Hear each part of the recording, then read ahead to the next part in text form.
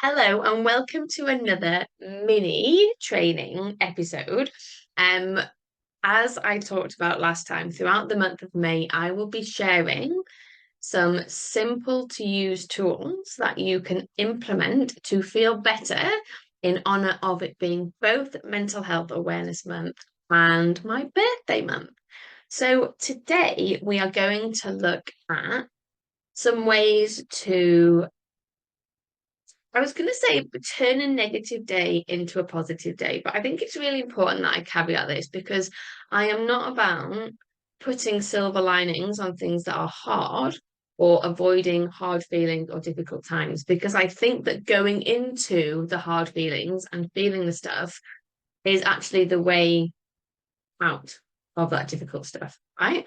So this is not a toxic positivity, let's just sugarcoat it all and put a silver lining on everything, because that is not my approach. That is not what I'm saying. But there are times when life can feel super negative. What's the point? It's all so hard that it can be useful to find a little bit of an alternative sense of perspective so that we can come back to a place of, okay, all this stuff's hard and these emotions are difficult and this is all challenging, but it's not all bad. Okay.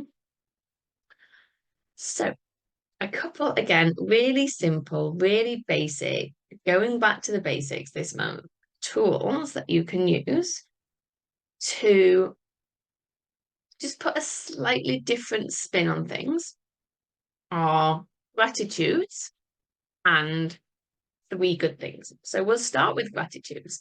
Now, if you have downloaded my free Overwhelmed to Overjoyed class, you will know, because I talk about it in there, I have a complicated relationship with gratitude because I'm like, really, what's the point? We're just trying to like fake something to like make something better when everything's rubbish. Like, and I didn't really get gratitude until I was out one day with the dog. And I realized that I was in this real kind of negative spin with her of every time we got in from a walk. We live in the middle of the countryside, right? It's gorgeous. It's gorgeous. But in the winter and the spring and the autumn, sometimes in the summer, it's very, very muddy, right? So you go on these lovely dog walks and you get back and she's absolutely filthy and she needs a wash. And now she maybe only gets one long walk a day, but back in the day, she used to have like two or three shorter walks. So you'd have this whole rigmarole, like two or three times a day, every single day, of this dog being covered in mud and you having to get her clean. And it used to really bug me until, right, and this is where I think the gratitude stuff can be helpful. I realized one day, I was like, I'm in quite a lovely position that I get to take the dog on these long dog walks in the middle of the week. Like there was a time when I worked in law when this would have just not been possible. I lived in the middle of the city. Like to go out to the countryside for a walk would have been an absolute mission. Here, we go down to the end of the drive and turn left. Like that's it. Um, and isn't it great that I am well enough and mobile enough to be able to take the dog on a walk, and that she is well enough and mobile enough to be able to go on a walk? And so actually, then when it came to washing her feet, changing this perspective of, oh God, I've got to wash her feet again, to I'm so lucky and so privileged to be able to wash her feet. Okay. Now, that might sound super trite to some of you. You might be like, that's absolute nonsense, but give it a try and notice what happens. Some days it will be easier than others because I am recording this on a day where our little angel decided to run away after a hare today. And she went all the way through a field and then didn't stop when she got to a road. So I learned today that if pressed, I can run, but I generally choose not to. And that she is a little shit that is never, ever, ever going off the lead again. So some days the gratitude is harder than others, but coming back to the stuff that we're grateful for, having that sense of perspective is really, really helpful, particularly when we live in a world that it would be very, very easy to just get bogged down in all the stuff that isn't great. So that's the gratitude stuff. Do with it what you will. And then another one is three good things. So three good things is something that you can do on your own. You can do it with a partner. And it's a lovely, lovely exercise that you can do with your kids as well, right? And so it's at a point in time where maybe the kids have been a bit tetchy. Maybe you've had a little bit of a row with your partner. Maybe your day just feels really, really shit. And just to press the reset button, you just stop and you make yourself come up with three good things about your kids. I mean, for your kids, three good things about their day, maybe three good things about your day with your partner, three good things about them, just to redress the balance. And sometimes this can feel really, really hard, okay?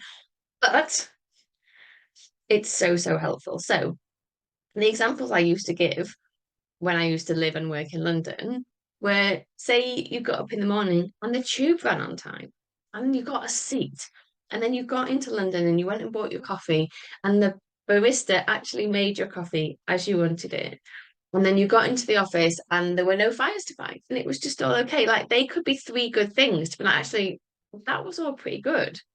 Um, just again to help you center into it's not all bad. It is so, so easy for us to get stuck in this rut of everything's shit all of the time. I'm constantly on this hamster wheel. I feel panicked all of the time. And actually just coming back to what can I be grateful for?